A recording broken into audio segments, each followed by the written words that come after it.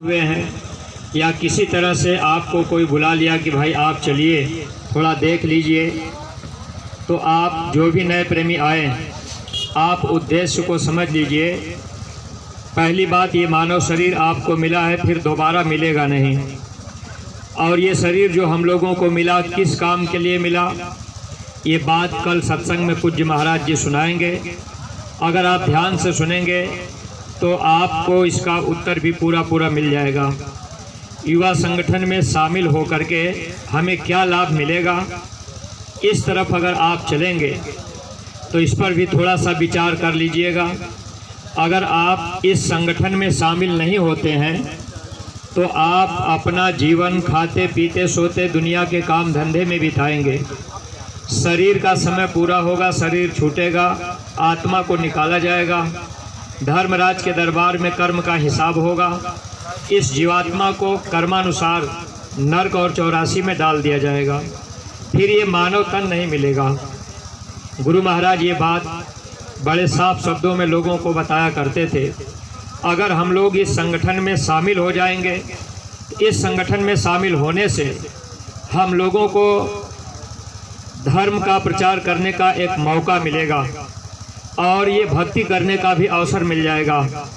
जैसे भगवान राम थे तो राम के समय में हनुमान ने भक्ति की, और भक्ति तभी हम आप कर सकते हैं जब कोई सामने हो। जब तक हम आप इस संगठन में शामिल नहीं होंगे तब तक हम सब लोग कभी भी भक्ति के राह पर नहीं चल सकते। इस संगठन के मुख्य जिम्मेदार बनाए गए। ये संगठन पूज्य महाराज जी के आदेश निर्देश में चलती है। अगर हम आप इसमें जुड़ जाएंगे तो जो भी आदेश पूज्य महाराज जी का होगा वो आपको मुख्य जिम्मेदार के माध्यम से आपके पास तक पहुंचेगा। अगर इस संगठन में आप शामिल हो गए, धर्म के प्रचार में आपने अपना समय दे दिया, तो इससे आपको महापुरुष नरक और 84 से बचा लेंगे। क्योंकि आज आप इस देश दुनिया में देख रहे हैं कितने जीवों की हिंसा रोज हो रही है।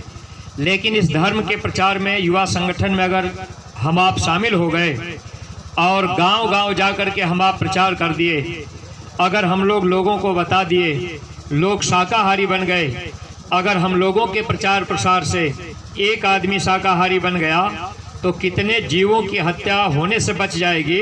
इसका फल हम लोगों को मिलेगा और ये फल परमार्थ में भी मिलेगा। अगर मान लीजिए इस प्रचार में हम अपना समय नहीं देते, युवा संगठन में हम शामिल नहीं होते, तो ये तो हम आप जान रहे ये शरीर छूटेगा और फिर कुत्ता सुअर बिल्ली घोड़ा गधा ये जीवात्मा को वहाँ डाला जाता है। आज इस शरीर को पा करके हम सब लोग हर तरह से सुख सुविधा भोग रहे, हर तरह से हम आप चाह रहे कि हमारे पास अच्छा मकान हो, अच्छी गाड़ी हो, अच्छा भोजन मिले, अच्छा हम कपड़ा पहने। लेकिन ये थोड़े समय के लिए, फिर चंद दिनों के बाद ये शरीर छूटेगा और जीवात्मा कुत्ता सुअर बिल्ली घोड़ा गधा बनेगी। वहाँ नाम नहीं होगा, कोई मान सम्मान नहीं होगा, कोई नातेदार रिश्तेदार सगे संबंधी नहीं होंगे, कोई अपने संगी दोस्त यार मित्र नहीं होंगे।